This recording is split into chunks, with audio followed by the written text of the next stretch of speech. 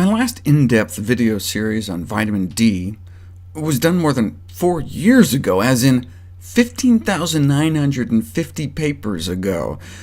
I had a lot of catching up to do. Review articles like this continue to be published touting vitamin D as a veritable cure-all. The vitamin D receptor is found in most tissues in the body, including the brain. Upwards of 2,000 genes may be regulated by vitamin D. Within 24 hours of vitamin D exposure, you can change the expression of hundreds of genes.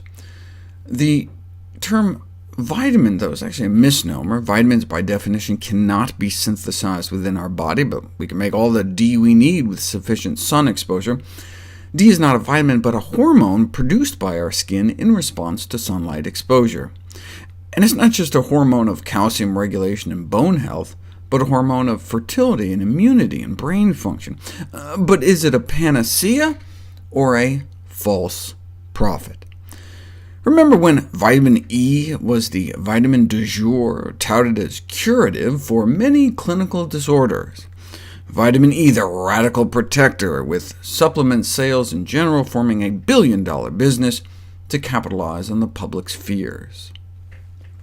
After all, those with low levels of vitamin E in their blood had 50% higher cancer risk. Hey, and what about vitamin A or beta-carotene? After all, people who eat lots of greens and sweet potatoes and other beta-carotene-rich foods have lower risk of cancer, so hey, let's give people some beta-carotene pills.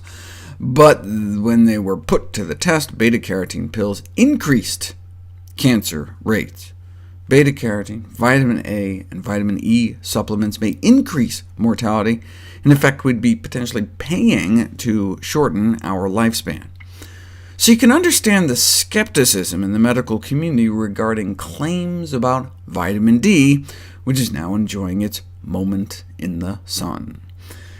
Having a $500 million vitamin D supplement industry doesn't help matters in terms of getting at the truth, not to mention the highly lucrative vitamin D testing industry that loves to talk about the studies suggesting having higher vitamin D levels may reduce the risk of heart disease and cancer and diabetes, autoimmune diseases, and infections. But most of this research stems from observational studies, meaning studies that correlate higher D levels in the blood with lower disease risk.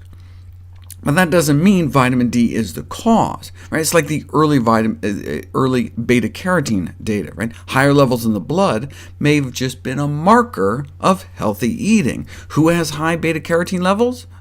Those who eat lots of greens and sweet potatoes. Just like vitamin D levels may also just be a marker for healthy behaviors. Who has high vitamin D levels? Those that run around outside. And those who run around outside run around outside. Higher vitamin D levels may just be a sign of higher physical activity, for example. So when she sees studies like this, showing significantly lower diabetes rates among those with higher vitamin D levels, it doesn't mean giving people vitamin D will necessarily help.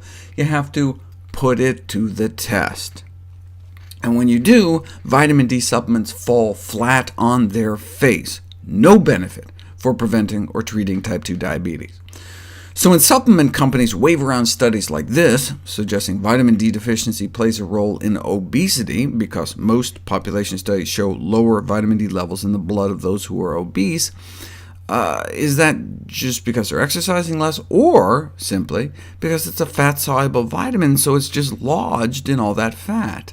One might expect obese sunbathers would make more vitamin D since they have more skin surface area, but the same exposure leads to less than half the D because it gets socked away in their fat.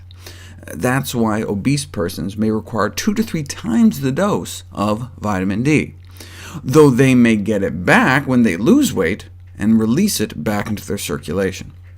So that would explain this population data. And indeed, when you put vitamin D to the test, try vitamin D as a treatment for obesity, it doesn't work at all. Similar story with artery health. Those with low vitamin D levels have worse coronary blood flow, more atherosclerosis, and worse artery function. But if you actually put it to the test in randomized controlled trials, the results are disappointing. Also ineffective in bringing down blood pressures. So this all adds to this growing body of science casting doubt on the ability of vitamin D supplementation to improve anything beyond just falls, fractures, the common cold, and all-cause mortality. Wait, what? Vitamin D supplements can make you live longer? That's kind of important.